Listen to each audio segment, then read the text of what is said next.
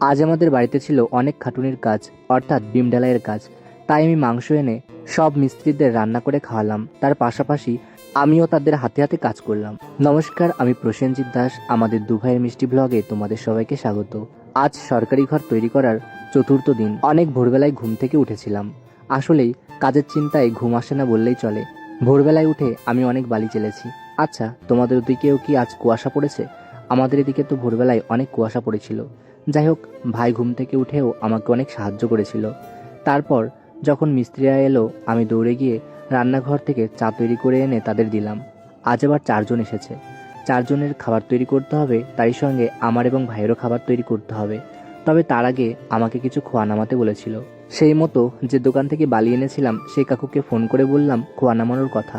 এখন রান্না শুরু করব। এখন যদি বাজারে গিয়ে খোয়া নামাতে যেতাম অনেকটা সময় লেগে যেত। যাই হোক, ফোন করা মাত্রই খোয়া পাঠিয়ে দিল। বেশ সুবিধা হলো। একটা 10-এর রডও কম পড়েছিল, সেই রডটাও পাঠিয়ে দিল। যাই হোক, সকাল থেকে মিস্ত্রি মশাইরা জালি বাঁধতেই ব্যস্ত। আজ ঢালাইয়ের কাজ হবে। সেই মতো আমি খোয়ালা কাকুকে টাকা মিটিয়ে দিয়ে ভাইকে বলেছিলাম মাংস আনতে, আর ভাই দৌড়ে গিয়ে মাংস নিয়ে এসেছে। আসলে যেদিন খাটনির কাজ সেদিন যদি একটু ভালো খাবার হয় তাহলে কাজের প্রতি আগ্রহ বাড়ে এবং অনেক ভালোও লাগে। আর রোজ দিন কি রান্না করব কি না রান্না করব এটা ভাবতেও অনেক সময় চলে যায়। সেই কারণে আজ মাংস রান্না করব, সেই মতো ভালোই হবে। তাই ভাই দৌড়ে গিয়ে মাংস নিয়ে এসেছিল। একদিকে আমি সমস্ত কিছু গোছাচ্ছিলাম আর অন্যদিকে এসে দেখছিলাম যে কি কাজ করছে কি না করছে। দেখো, সমস্ত জালি যখন বাঁধা হয়ে গেল তখন আমি ভাবলাম এখন তো শুধু মশলা দেবে। আমি দৌড়ে গিয়ে মাংস রান্না করার জন্য সমস্ত কিছু গোছাই। আজ আমাদের বড় হাঁড়িটা খুঁজতে অনেকটা সময় লেগে গেছিল। আসলেই আমি এতজনের খাবার কখনো রান্না করিনি। আজ আবার এসেছে 4 জন, তাই সঙ্গে আমার এবং ভাইয়ের খাবার, মোট 6 জন। এতজনের রান্না কিভাবে কি করব বুঝে উঠতে পারছিলাম না। আজকে এতজনের রান্না করা এটাও একটা জীবনের প্রথম অভিজ্ঞতা বলা যেতে পারে, যেটা আজ অর্জন করতে পারলাম। যাই হোক, দেখতে পেলাম জালি বাঁধা হয়েছে। এখন মশলা ঢালতেই ব্যস্ত। আমি দৌড়ে গিয়ে রান্না চাপাচ্ছি।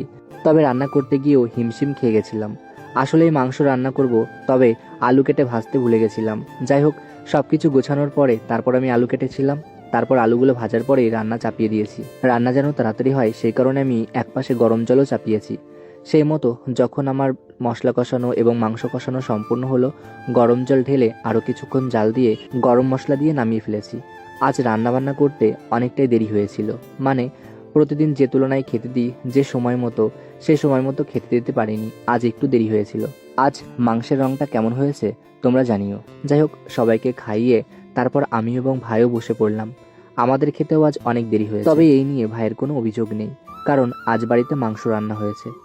মা থাকলে আজ ভীষণ খুশি হতো, কারণ আমরা যে ঘরে থাকবো সেই ঘরের ভীম অর্থাৎ ঢালাই আজ সম্পূর্ণ হয়েছে। তারপর কিছুক্ষণ বিশ্রাম নেওয়ার পরেই ইট নামানো শুরু হলো, কারণ এখন গাঁথনির কাজ। আমিও তাদের হাতে হাতে কাজ করছি। ঢালাইয়ের কাজ একটু কষ্ট হয়, সেই মতো সবারই একটু কষ্ট হয়েছিল। বিশ্রাম নিয়ে সবাই হাতে হাতে কাজ করছি। ভাবলাম আমিও সঙ্গে করি, তাহলে সবার অনেক ভালো লাগবে এবং কাজটাও অনেক এগোবে।